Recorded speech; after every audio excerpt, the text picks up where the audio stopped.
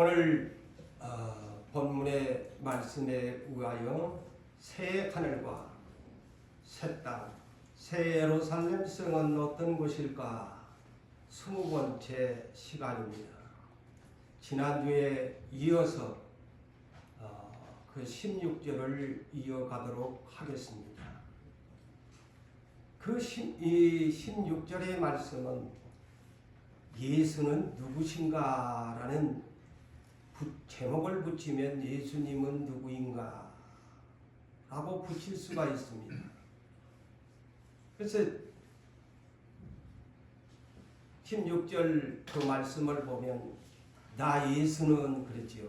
나 예수는 교회들을 위하여 내 사자를 보내어 이것들을 너희에게 증언하신다고 말씀합니다. 그래서 예수님은 누구신가? 그분은 요한계시록을 1장 1절에 예수 그리스도의 계시라. 모든 성경을 적어놓고 지금 요한계시록을 강의하고 있지요. 그래서 요한계시록은 예수 그리스도의 계시다. 이 계시를 제 모든 교회에 천사를 보내가지고 요한 사도를 또한 통해서 세상에 있는 모든 교회에다가 편지한 내용입니다. 그래서 교회 사명이 무엇이냐? 그겁니다. 나 예수는 이 요한계시록에 기록된 말씀들을 이것들을 너희에게 증언하고 있는데 이것을 받는 모든 교회는 교회의 사명이 있다.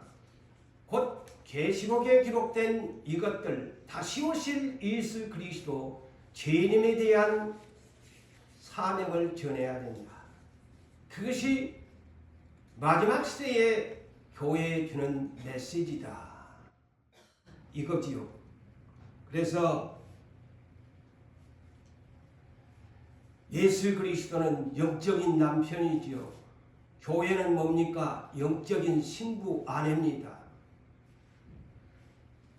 교회의 머리가 되시는 예수께서, 영적인 남편 되시는 예수께서 내가 너희들에게 분명하기에 내가 십자가에 죽기 전에 말한 바 나는 거처를 예비하러 간다.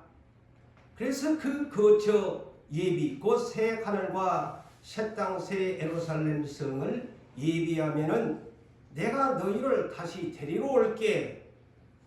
그것이 복음의 씨를 뿌렸고, 또한 요한계시록은 그 복음의 씨를 뿌렸으니까 이제는 마지막 시대에 추수할 때가 되었지 않느냐.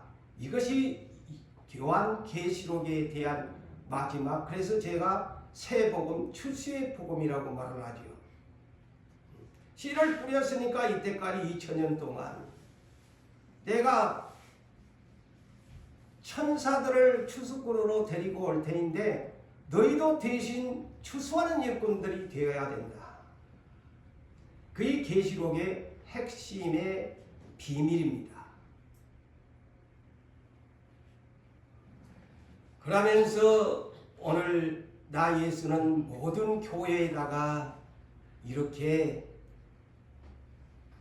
서신을 보냈으니까 교회 사역자들은 이것을 명심하고 그것을 임봉하지 말고 다시 모든 민족과 나라와 방언과 족속들에게 애언하여야 하고 22장 10절에 임봉하지 마라.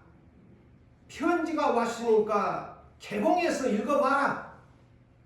읽어보고 교회 목회자들은 이것을 깨달아서 가르쳐줘야 되지 않겠느냐.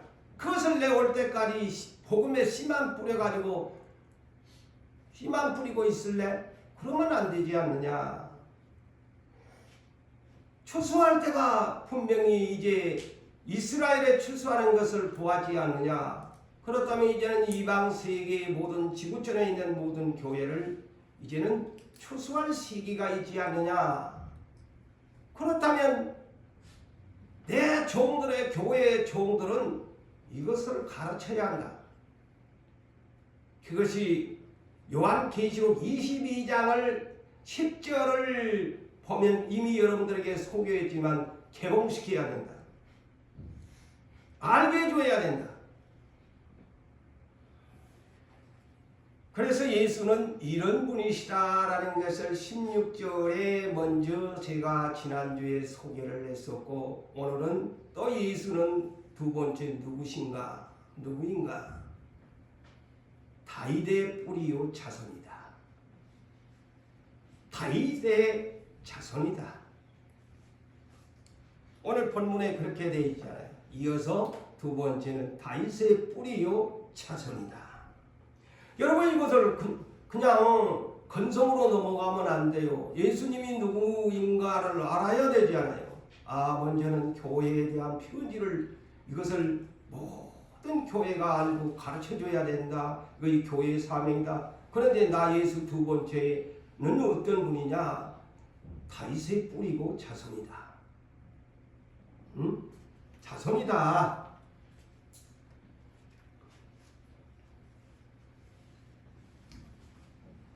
자, 이스라엘의 하나의 교훈을 우리가 참고로 삼아야 합니다. 다윗의 자손으로 유다 지파에서 왕권을 가진 자가 오신다고 했는데도 그 민족이 어떻게 했나요? 유대인의 왕으로 오신 분을 호산나 호산나 다윗의 자손 예수여 노래는 불러놓고 한번 우리 눈 감고 생각해봐요. 다윗의 자손 예수여 호산나 호산나 나를 구원하소서 해놓고 그 유대인의 왕을 십자가에 잡아 죽여버리지 않아요. 이런 비극이 어디 있나요? 누가? 하나님의 선택한 이스라엘 민족이 그랬어요. 충격적이지 않아요?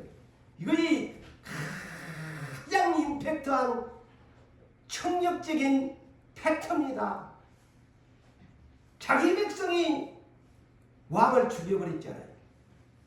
왜? 알아보지를 못했거든. 그것을 먼저 누구들이 나를 알아보지를 못하고 있구나라는 것을 마태복음 13장에서 씨 뿌리는 비유를 통해서 그들에게 전해 주지 않아요. 씨 뿌리는 비유가 바로 그겁니다. 마태복음 13장 13절 이하에 있는 말씀을 예수님이 누구가 예언한 이사야 선지자가 이사야 6장 9절에서 13절에 있는 말씀을 가지고 인용하시면서 너희들은 이 씨 뿌리는 비유를 하는데 인생에게 네 가지 마음밭이 있는데 너희들은 한결같이 기가 먹었고 눈은 멀쩡하게 사람은 볼 줄 아는데 유대인의 왕 메시아가 왔는데 볼 줄을 모르고 말씀을 전해줘도 마음이 부패하고 더럽고 추악해가지고 말씀을 깨닫는 마음이 없다. 그래서 이사야 선지자를 보내어서 예언했던 말이 곧 나를 보낸다는 뜻인데, 나는 너희가 이 씨 뿌리는 비유를 얘기하는 것이 귀가 열려지기를 나는 원치 않는다. 눈이 떠지기를 원치 않는다. 마음이 완악한 마음이 새롭게 고침받기를 원치를 않는다. 고침받을까 두려워하노라. 이미 신랑이 왔는데 나는 문을 닫았다는 말입니다. 여러분, 열 처녀의 비유가 바로 이 중에 이 하나의 영적인 깊이의 내용입니다. 신랑이 왔는데 등불이 없어서 기문도 안 열려지요, 문도 안 열려지요, 입도 안 열려지지요. 마음문까지 닫아놓으니 신랑이 그래서 거부하잖아요.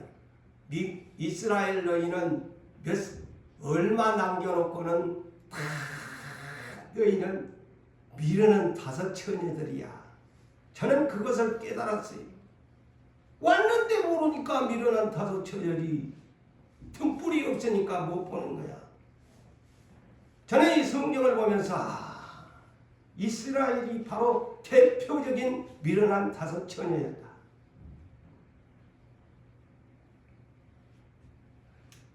그러면서 이사야 6장 마지막 절이 중요하지 않아요. 밤나무와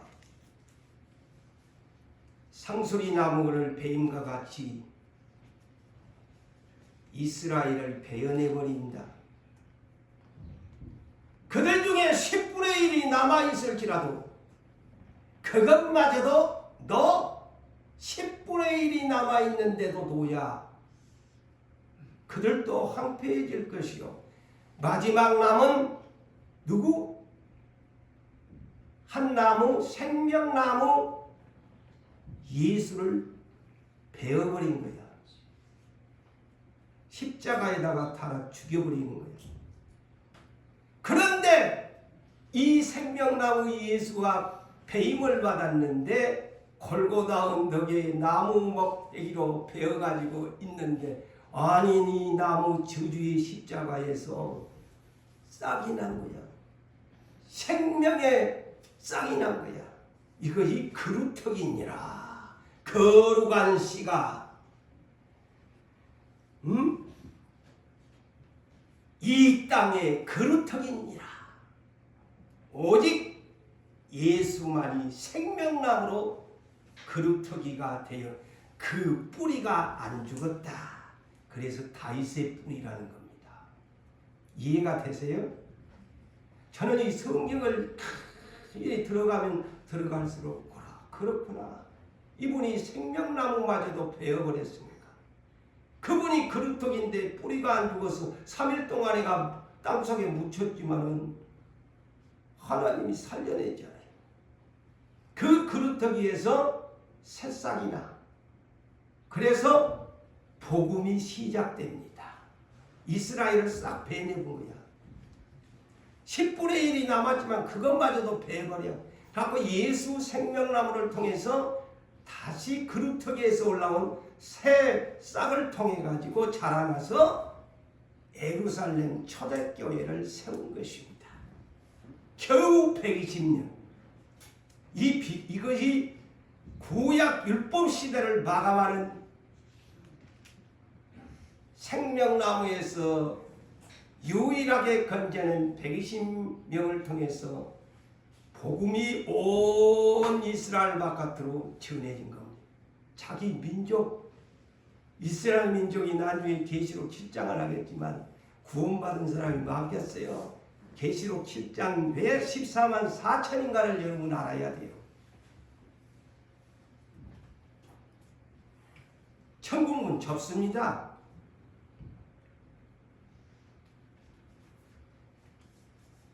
육신의 생각 가지고 예수 믿어봐야 자기는 천국 간다고 입으로 시인하지만 하나님 뜻이 아니면 하나님 기준이 아니면 문 닫아버립니다. 하나님 뜻대로 살아야 가지요. 그래서 이미 이사야 선지자를 통해서 예언했잖아요. 그래서 예언을 참고 방심하면 안 된다는 거예요. 이사야 11장 1절로 2절에 이미 이 그루터기에 대한 예언을 하잖아요. 자, 이새의 줄기에서 한 싹이 나며 그 뿌리에서 한 가지가 나서 결실할 것이라. 자, 예언했잖아요. 그의 그루터기입니다. 이새의 다윗의 아버지가 이새지요. 이새의 아들 다윗에게서 한 그루터기에서 싹이 난다고 예언하잖아요. 맞아요, 안 맞아요? 이렇게 구약의 선지자를 통해서 다 예언을 이렇게 해놨는데 민족이 그것을 못 깨달아. 제가 아무리 여러분들에게 성령님의 말씀을 전해주어도 깨닫지 못하면 아무리 좋은 소리를 해도 소용없어. 귀가 안 열리고 마음을 교만하게 닫고 앉았으면 아무런 소용없어요. 성경 팩. 이스라엘 민족이 성경이 없었나요? 그래서 이사야 11장 1절 2절 이새의 줄기에서 다윗의 아들 이새에서 한 쌍이 나서 그걸에서 결실한다는 그런 토기가 나온다고 그러잖아요. 그러면서 그 위에 메시아 예수지요. 그 위에 여호와의 영, 성령, 구약에는 성령이라 안 하고 여호와의 영이라고 그랬죠. 여호와의 영을 부어주는데 그분이 기회의 영, 청명의 영, 재능의 영, 모양의 영, 지식의 예수를 아는 지식의 영, 하나님을 아는 지식의 영, 여호와를 경외하는 성령이 그 그루터기 위에다가 강림하시게 된다. 비밀을 가르쳐 줬잖아요. 그래서 예수가 성령 받고 사역을 하잖아요. 그 비밀을 알았더라면 이스라엘이 저렇지 예수님 안 죽였죠. 그래서 이제 와가지고 이것을 이스라엘 민족이 못 깨달으니까 예수님의 제자 마태를 통해서 깨닫지 못한 이스라엘 백성이 신약 성경의 가장 첫 오프닝을 하는 마태복음에 마태복음 1장 1절에서 17절까지 뭐라고 합니까?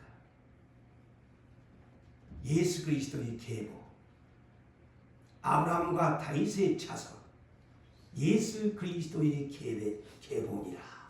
그래서 예수가 아브라함으로부터 42대의 메시아가 왔지 않느냐? 신약 성경을 오프닝을 하면서 다윗의 자손으로 온다고 했나 안 했나? 제가 지금 다윗의 자손을 풀어주는 거야. 아브라함과 다윗의 자손 예수 그리스도의 계보라. 누구들이 왜 구약 성경에 분명히 다윗의 자손에게서 온다고 했는데 그 다윗의 자손을 죽여버렸지 않느냐? 그래서 성경을 백독을 해도 천독을 해도 문자적으로만 알면은 영적으로 깨닫지는 거나 아무 소용없어요. 대제사장 서기관들이 동방박사가 와가지고 미가서 5장을 펴놓고 야 유대인의 왕이 어디서 난다더니 아이고 성경은 잘 찾아. 왜 미가서 5장 2절에 방공을 베들레헴에서 난대요. 알면 못해. 지식적으로 말하는데 깨달음이 없는데.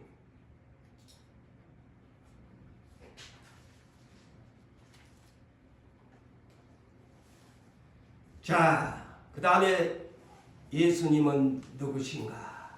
이 16절의 세 번째는 광명한 새벽불이다.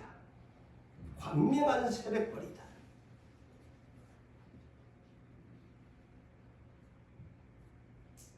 예수님은 누구인가? 광명한 새벽불이다. 계시록 1장 20절에 1장을 사도 요한이 기록하는 마지막에 예수님의 교회의 사자들, 오늘날로 모든 교회의 사역자들을 가르쳐서 별이다 그랬어요. 오늘날 목사들이나 교육자님들이 하나님 나라의 별들이야. 7교회의 세븐스타 이렇게 영어 번역은 되어 있습니다. 세븐 스타스 별들입니다. 하나님 나라의 별들이야. 저 하늘에 있는 저 우주 공간에 있는 그 별을 말하지 않고 저 하나님 나라의 별들이 뭐고 하면은 교회 사자들이래요. 대단한 영광이지요. 오늘날도 지상에서 군대 조직에 있어서 장군들을 스타라고 하죠. 별을 붙이지 않아요. 계급장. 별 하나로부터 별 4개까지 사성장군까지 있지요.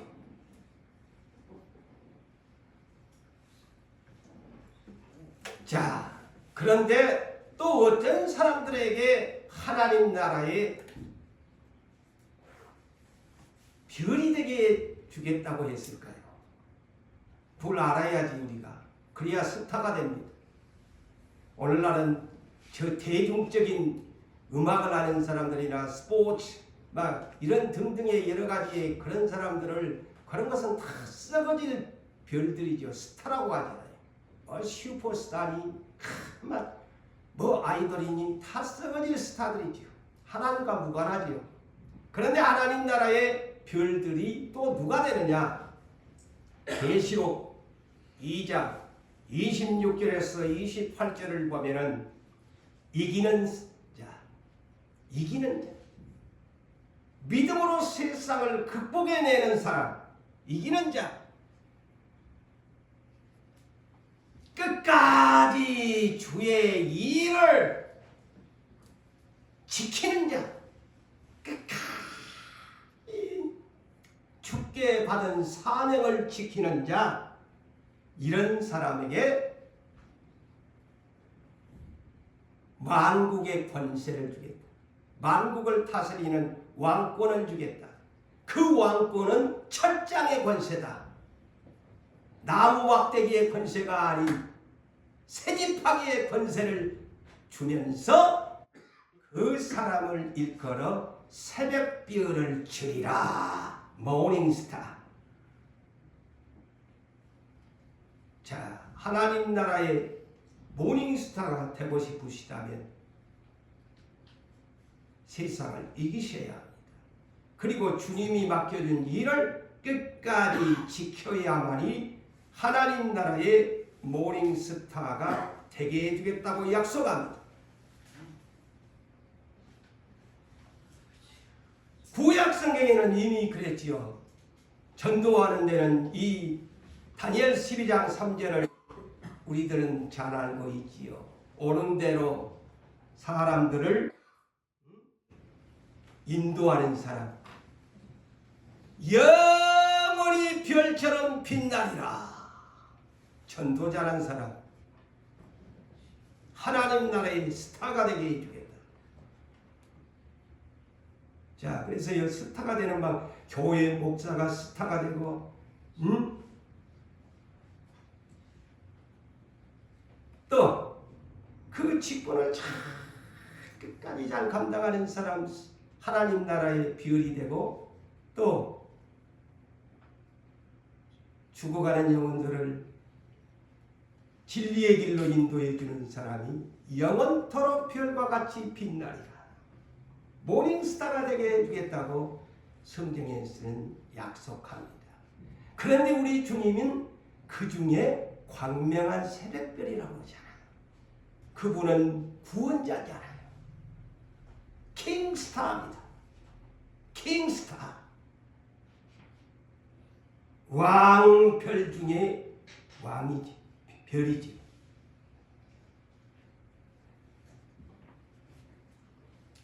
이 사람은 어떤 멸류관을 받았냐? 천상에 가면 여러 멸류관이 있는데 데살로니가전서 2장 19절과 20절에 사도 바울이 말을 하지 않습니까? 자랑의 멸류관이 있는데 다 다른 것은 자랑하지 말라고 하는데 별과 같이 반짝반짝 모닝스타가 될 수 있는 이 자랑의 멸류관이 뭐냐? 사도 바울은 말합니다. 마지막 주님이 재림할 때에 내가 너희들을 이렇게 전도를 해가지고 너희들이 이렇게 예수를 믿는 것을 볼 때에 너희는 나의 기쁨이요 영광이로다. 할렐루야. 아멘. 성경에 다 있네. 그의 자랑의 멸류관이야. 반짝반짝반짝 스타 하나님 나라의 스타.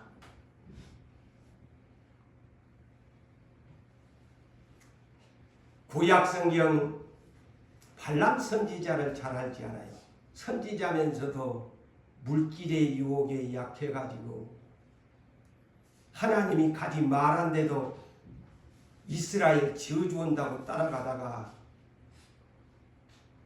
모압 왕 발락이 이스라엘 광야 교회를 저주해 주라 하니까 저주를 할 수가 없어. 하나님이 나귀 새끼의 입까지 연 데다가 꾸짖은 데다가 저주할까 싶어서 하나님 발람 선지자, 미혹된 선지자의 입까지도 끝까지 거짓 예언을 못하게 합니다.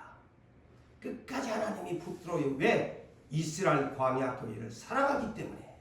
그러니까 발람의 입이 저주하고 싶어졌는데 거짓 예언을 하고 싶은데 하나님의 성령이 역사하니까 거짓 예언을 할 수가 없어. 저주를 할 수가 없어. 그래서 민수기 24장 17절에 보니까 또 발락이 또 요리 데리고 가 여기서 저주해줘. 또 그 장면에서 보니까 발락이 발락 모압왕한테 어떤 예언을 하냐면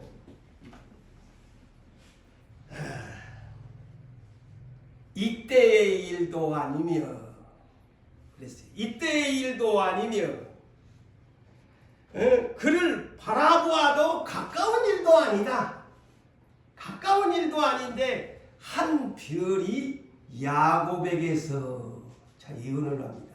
한 별이 스타가 모닝스타가 별이 야곱에게서 나와서 한 규가 곧 규는 왕권이죠. 왕권을 가진 자가 나와서 이 모압 땅을 다 전멸해 버릴 것이다. 축복이 아니고 오히려 모압을 저주하게 발람의 입을 예언하게 합니다. 그런 하나님의 능력이야. 자, 별이 나온다고 그랬잖아요. 거짓 선지자가 되어가지고 돈 따라 명예 따라 가다가 그런데 그 입이 예수 메시아 광명한 새벽별이 나타나서 이 인류를 다 멸해버린다고 하잖아요. 광명한 새벽별. 영어 번역은 The Bright, 광명, The Bright and the Morning Star. The Bright and Morning Star.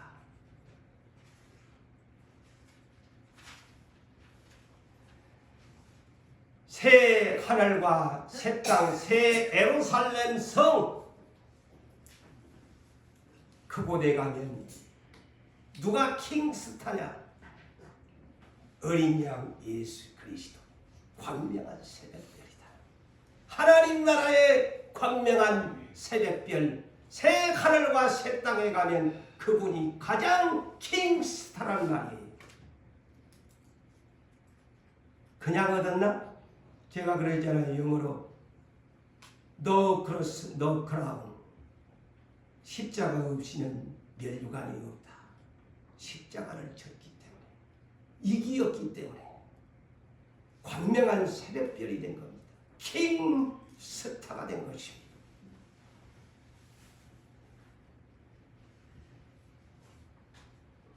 자, 이제 17절로 갑시다.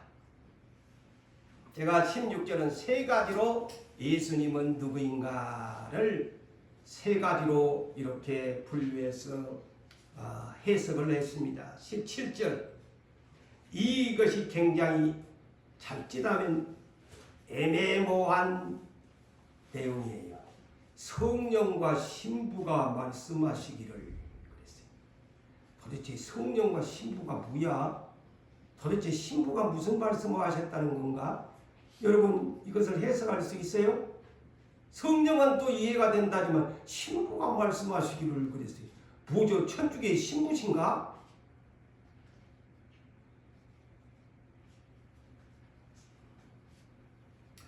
그렇다면 먼저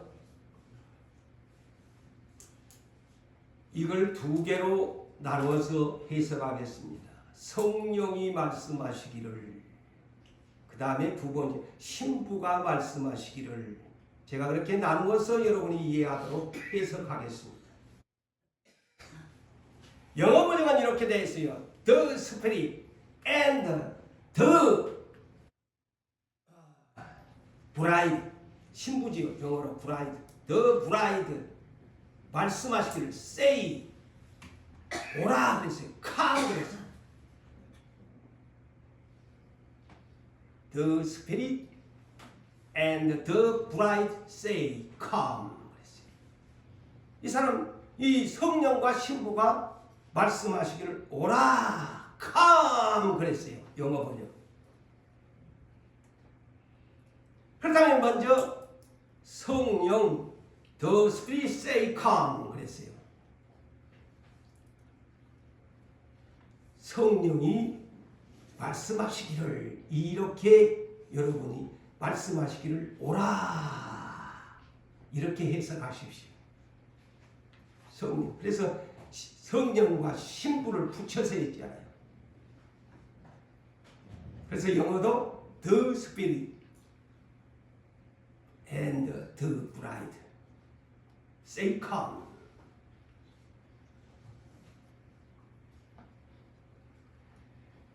이 말이 뭘까요? 성령이 말씀하시기를. 그러나 우리 교회는 이 말이 그렇게 새로운 말은 아닐 것이지요. 하도 들으셨으니까. 그런데 이거를 듣지 못한 교회에서는 이상한 반응을 보일 수도 있지요. 요한계시록의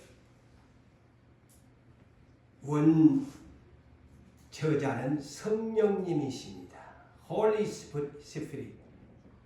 그렇지만 우리가 이 사도 요한이 기록한 책이라고 말을 하죠.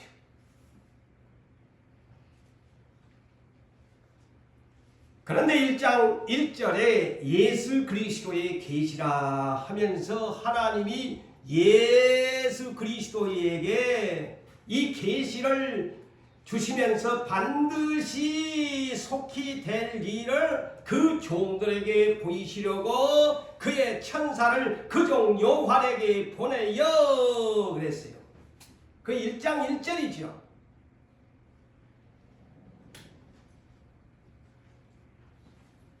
그래서 이 목회 사역을 하는 분들은 이 계시록에 대한 것을 관심을 가지고 마지막 시대에 지난날의 시대에는 이것을 눈이 감겨져서 몰랐겠지만 주님이 오실 때가 되면 이곳에 이제 눈을 떠야 됩니다. 왜? 종들의 교회 종들에게 보낸 서신이기 때문에. 알게 하시기 위한 것이다. 그랬어요. 알게 하시려고 계시록을 편지를 써서 보냈다. 그러면서 요한은 아시아에 있는 7교회에 편지를 써서 그랬어요. 편지를 썼다. 그래서 요한계시록이 서신이에요. 서신. 교회에 보낸 서신이에요. 이제도 계시고 전에도 계셨고 장차 오실 이시며 그는 재림을 말하죠. 장차 오실 이시며 그럼 재림 그의 보좌 앞에 있는 7의 영광 그랬어요. 이건 계시록 1장 4절. 자, 계시록 1장 4절에는 7영이라고 소개합니다. 7영이 뭡니까? 성령님이시여. 이 서신자가 누구냐? 7의 영, 7의 등불, 7의 눈, 성령이시죠. 성령으로 기록했다. 그 목사님 억지로 그렇게 맞히지 마세요. 또 그럴까 싶어서. 그렇다면 그 뒤로 보세요. 계시록 1장 10절에서 11절. 주의 날. 자, 계시록을 언제 기록할 수 있도록 사도 요한이 환상을 봤나? 주일날이야. 주의 날. 로드 데이.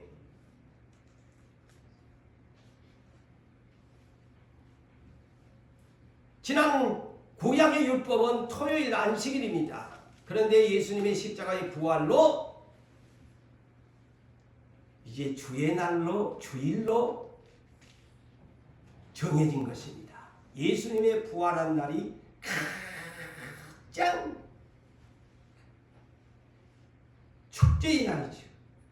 그래서 내가 이번에 전번 주일에도 설교했지만 하나님 나라의 예수가 다시 오시는 날 천국의 이벤트, 하나님 공중에서 부활의 행사, 그레이트 이벤트가 일어났는데 그의 부활의 행사다 제가 그랬잖아요.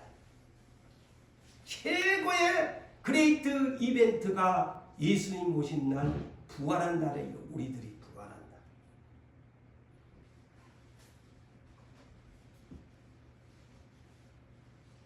그런데 이날의 11절을 보니까 내 뒤에서 나팔 소리 같은 큰 음성으로 사도 요한에게 뭐라고 합니까?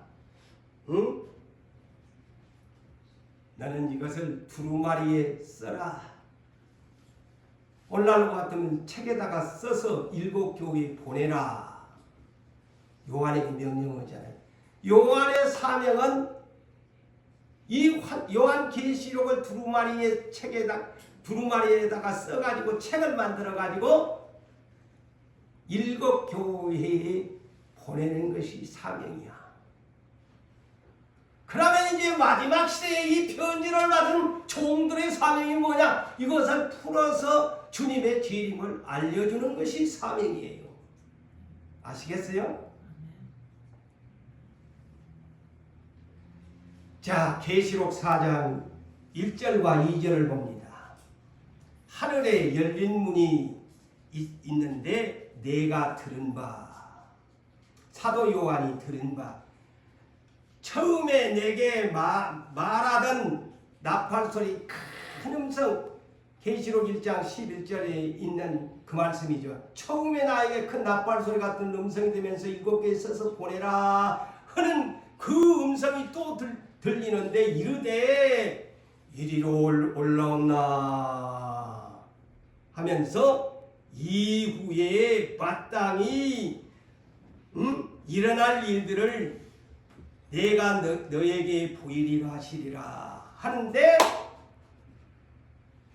내가 성령에 감동되었다.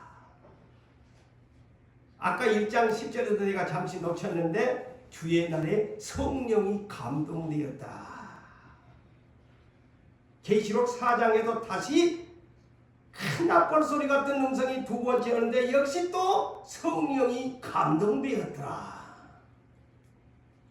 그래서 이 17절에 성령이 말씀하시기를 The Spirit say can, 그 내용을 제가 설명하는 겁니다. 성령님이 하시는 말씀이다 이 말이에요.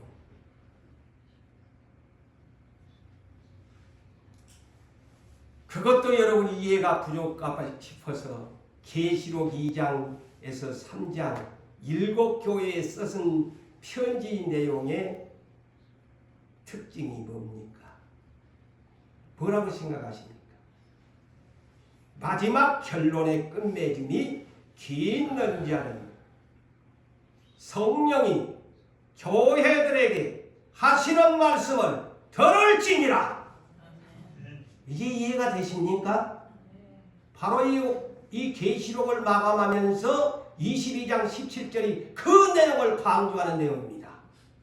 성령이 The Spirit say come, 성령이 말씀하시 오라! 초청장을 보내는 겁니다.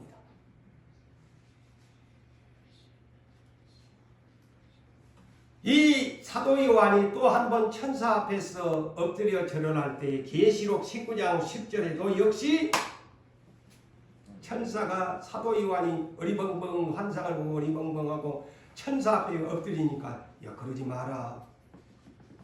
엎드릴 분은 하나님이신데 그러면서 뭐라고 합니까? 19장 10절에 예수의 증언은 애언의 영이란다. 애언의 은사. 애언을 성령이 하게 하심으로 바로 이것을 지금 계시록을 너에게 보여준 거란다는 것을 설명합니다.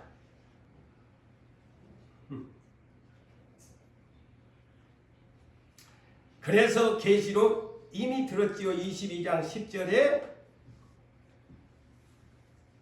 성령으로 나를 데리고 보세요. 다 성령이 하시잖아요.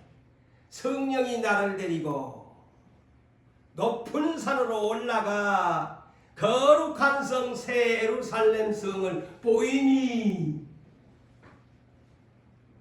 천사가 가이드 역할만 하지 환상을 보게 하는 것은 천사가 보이게 한 것이 아니야. 성령의 감동으로 성령이 이끌어가면서 보여준 거야. 저 역시도 지난날에 이것을 오래전에 성령의 감동을 받으니까 눈이 열려지니까 예수가 보이고 십자가에 죽은 것이 보여지고 마지막 시대의 모든 것이 보이더라고.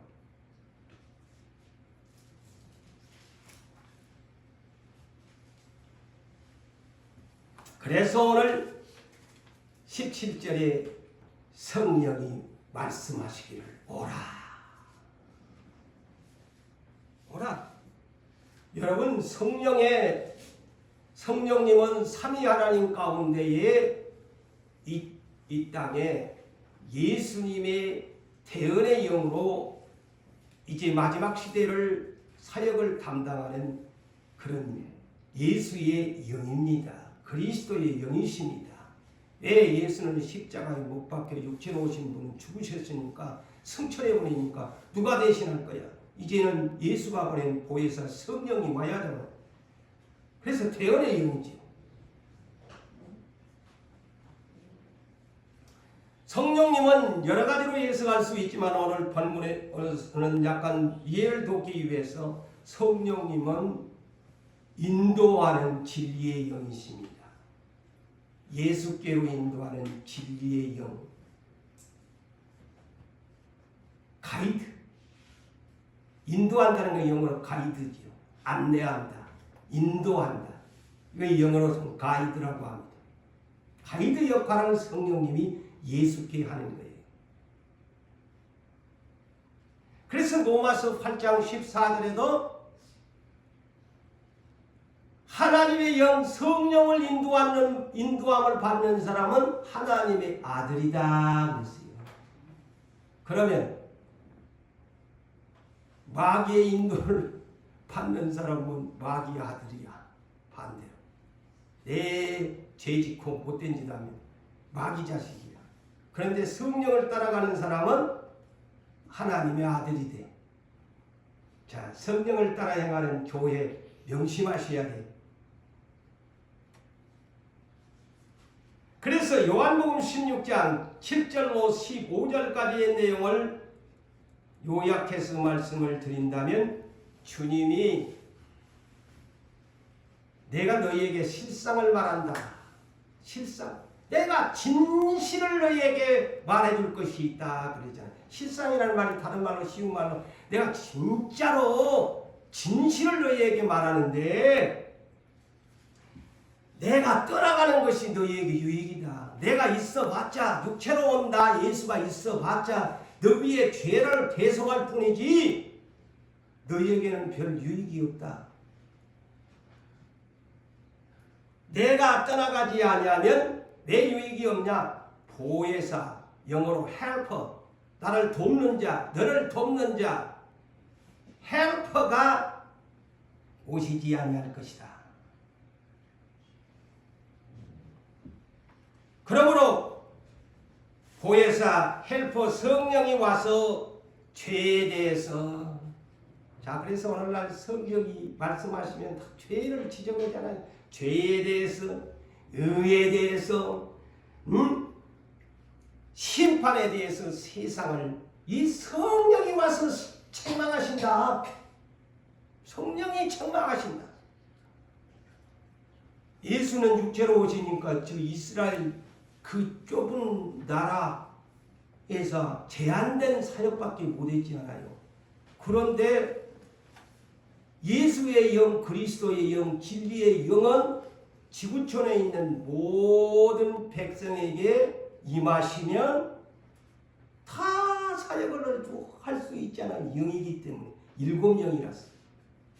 그래서 예수님이 내가 떠나가야 7영이 와서야 누구들이 유익이 되는 거야. 그가 스스로 자 성령은 어떤 분이시냐? 그가 스스로 절대 말하지 않는다. 자 삼위 하나님의 질서를 지킨다는 것이 스스로 말하지 않고 오직 들은 것을 말하며 자 오늘날 요산교회 성도 여러분이 언제나 성령께서 말씀하시면 성경에 있는 말씀을 언제나 하시지 않아요. 맞아요, 맞아요. 들은 것을 말하시고 또한 장래일 애언을 너희에게 알리시리라.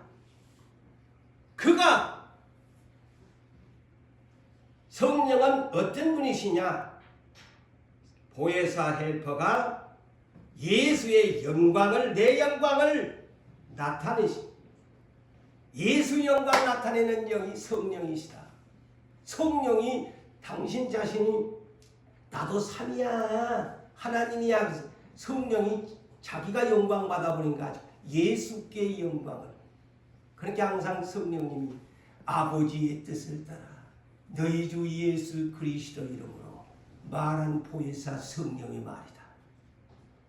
맞아요, 맞아요. 예수의 이름으로 하는 거예요. 예수 이름으로. 그래야 예수의 영광이 나타나지.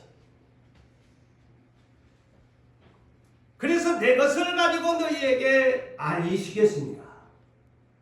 예수의 것을 가지고 너희에게 알리시겠습니다.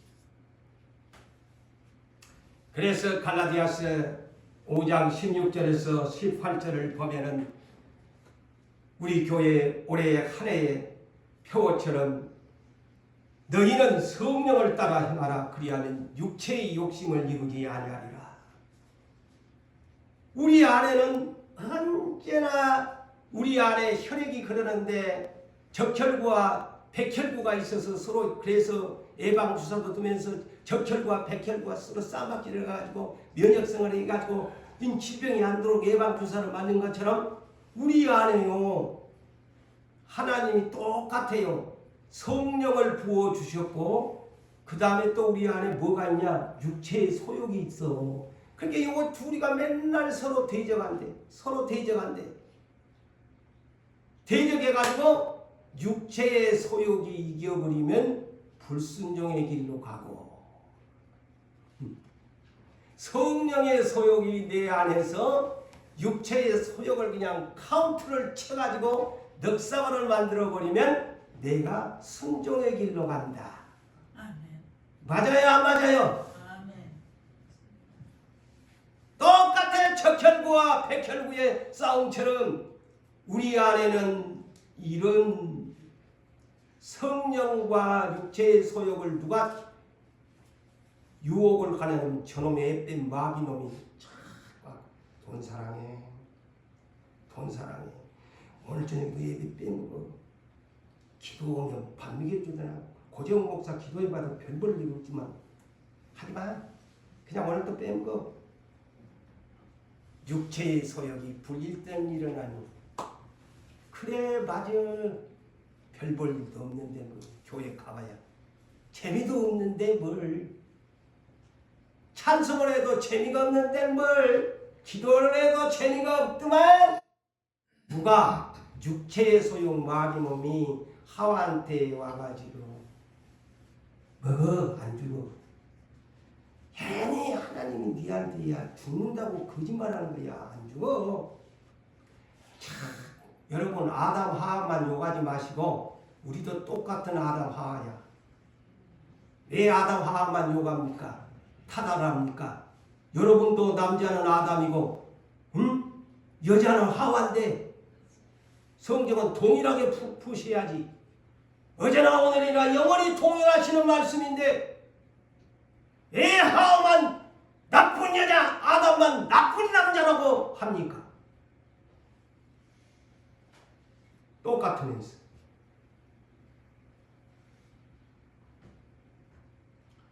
자, 성령의 사역은 참된 스승이십니다. 참된 스승이세요.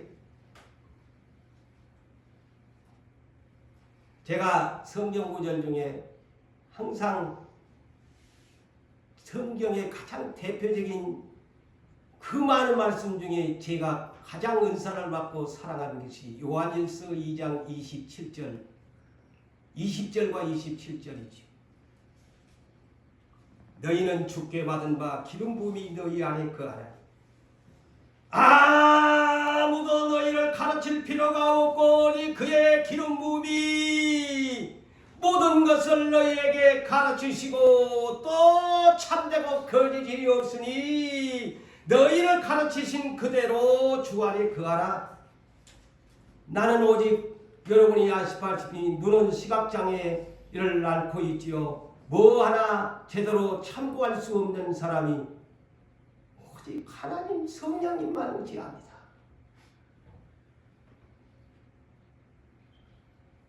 그런데 하나님의 성령이 계시니까 여러분 앞에 설교를 할 수 있게 만들어 주잖아요. 자료가 없어도 하나님은 계시잖아요.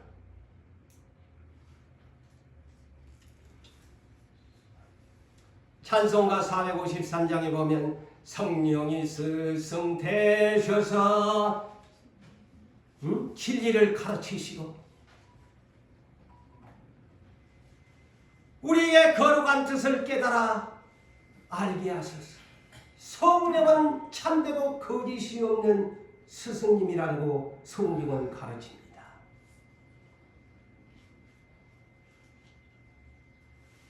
요한복음 14장 26절에 보면 예수님이 성령님을 어떻게 소개합니까? 모든 것을 가르치신다. 두 번째, 모든 것을 생각나게 하신다. 지혜와 총명의 신이라는 거예요. 영어로 all teach, all thinks. 모든 것을 가르치시고 모든 것을 생각나게 하는 성령이시다. 예수님이 소개하잖아요. 자, 그 다음에 이제 두 번째로 신부가 자, 두 번째 17절에 The bride say come. 신부가 말씀하신다. 이거 여러분이 이해가 좀 헷갈릴 거예요. 아, 신부가 무슨 말씀을 하시나? The bride say come.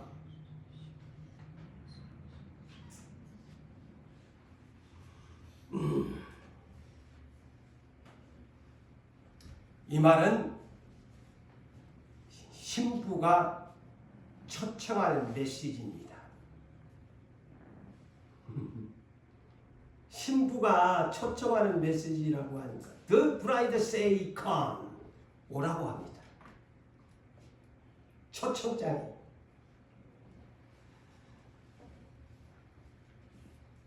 그러면서 오늘 그 본문에 보니까 오라 하시는도다. 초청장을 보냅니다. 듣는 자도 오라 할 것이요 목마른 자도 올 것이요 또 원하는 자도 값없이 생명수를 받으리라고 하시더라. 17절이 그렇게 마감합니다. 여기서 신부는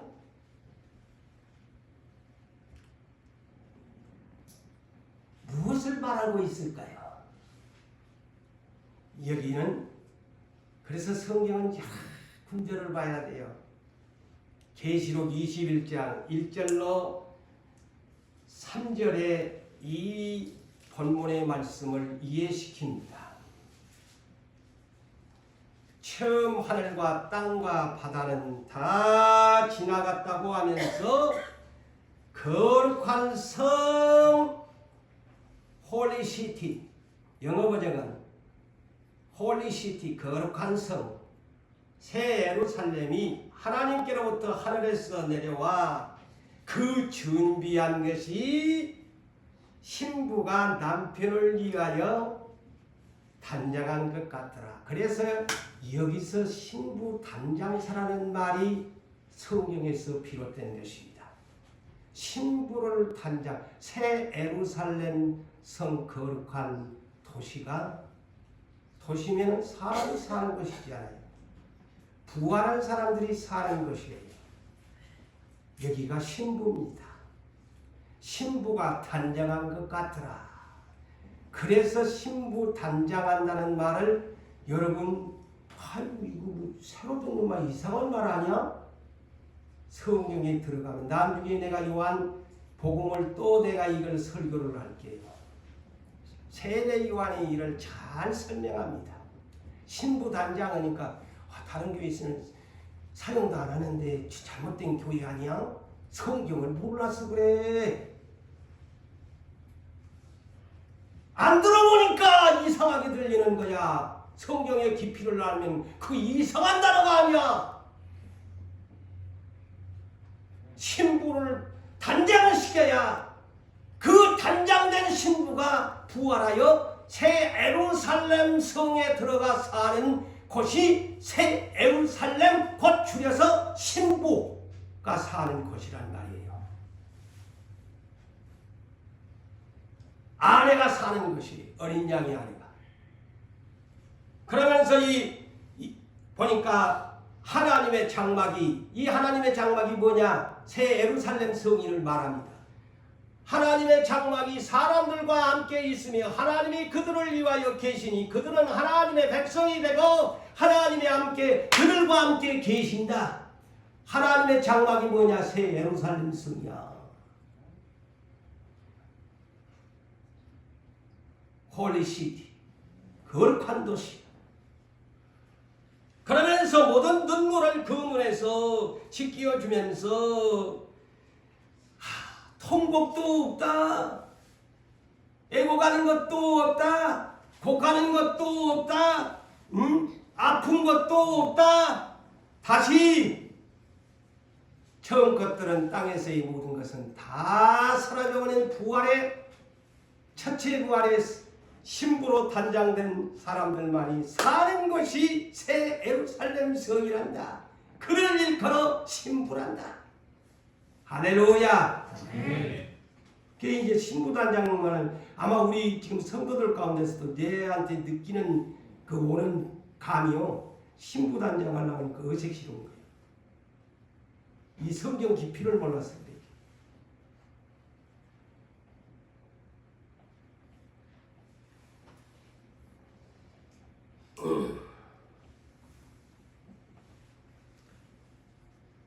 이 새 예루살렘 성은 어떤 곳이냐? 계시록 22장 1절로 2절에 보면 하나님 보좌와 어린 양의 보좌가 있는 것이다. 아멘. 가장 중요한 것이죠. 하나님의 보좌와 어린 양의 보좌가 고대에 있대요.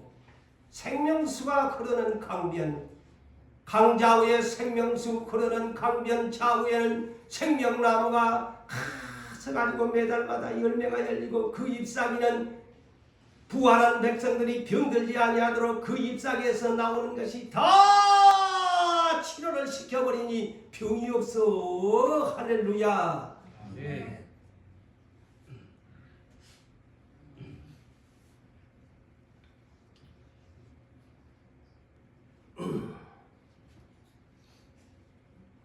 또 그럴까 싶어서 시간이 가지만 계시록 21장 9절과 10절을 볼까요? 자, 완상 중에 보니까 천사 가이드가 안내를 합니다. 그러면서 여기에서도 사도 요한에게 이리 오너라. 자, 보세요. 신부가 무언가를 답을 해줍니다. 내가 신부 곧 어린 양의 아내를 너에게 보이리라고 성령으로, 자 여기에서 보세요. 성령으로 나를 데리고